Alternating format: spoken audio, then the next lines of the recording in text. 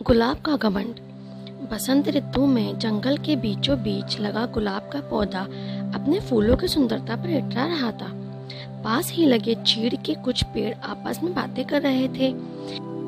एक चीड़ के पेड़ ने गुलाब को देखकर कहा, गुलाब के फूल कितने सुंदर होते हैं। मुझे मलाल है कि मैं इसके जैसा सुंदर नहीं हूँ। मित्र, उदास होने की आवश्यकता नहीं है। हर किसी के पास सब कुछ तो नहीं हो सकता। दूसरे चीड़ ने उसकी इस बात का उत्तर दिया।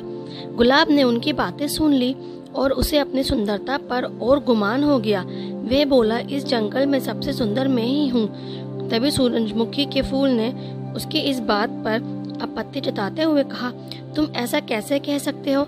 इस जंगल में बहुत सारे सुंदर फूल हैं और तुम बस उनमें से एक हो, लेकिन सब मुझे देखकर ही तारीफ करते हैं। गुलाब ने इतराते हुए कहा, देखो इस नागफनी के पौधे को, ये कितने बदसूरत है। इस पर तो कांटे ही कांटे हैं, कोई इसकी तारीफ नहीं करता।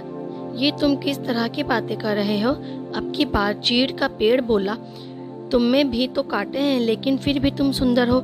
गुलाब को इस बात पर गुस्सा आ गया। तुम्हें तो सुंदरता का मतलब ही नहीं पता। तुम इस तरह मेरे कांटों और उस नागफनी के कांटों की तुलना नहीं कर सकते। हम में बहुत फर्क है। मैं सुंदर हूँ और वो नहीं। तुम्हें घमंड चढ़ गया है गुलाब। इतना कहकर चीड़ के पेड़ ने अपनी डालियां दूसरी ओर झुका ली। इन सब के बीच नागफनी का पौधा चुपचाप रहा, लेकिन गुलाब ने गुस्से में अपनी जड़ें नागफनी के पौधे से दूर हटाने की कोशिश की, लेकिन ऐसा संभव नहीं था। कुछ देर प्रयास करने के बाद गुलाब ने चिढ़कर नागफनी के पौधे से कहा, तुम एक निरर्थक पौधे हो। तुम में न सुंदरता है और न ही तुम किसी काम के हो। मुझे दुख है कि मुझे तुम्हारे पास रहना पड़ रहा है। गुलाब की बात सुनकर नागफनी को दुख हुआ और वह बोला, भगवान ने किसी को भी निरर्थक जीवन नहीं दिया है।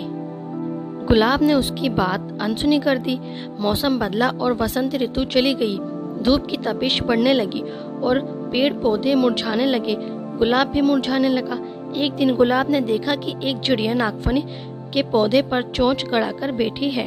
कुछ देर बाद वे चिड़िया वहां से उड़ गई। वे चिड़िया ताजगी से भरी लग रही थी। गुलाब को ये बात समझ नहीं आई कि वे चिड़िया नागफनी पर बैठकर क्या कर रही थी।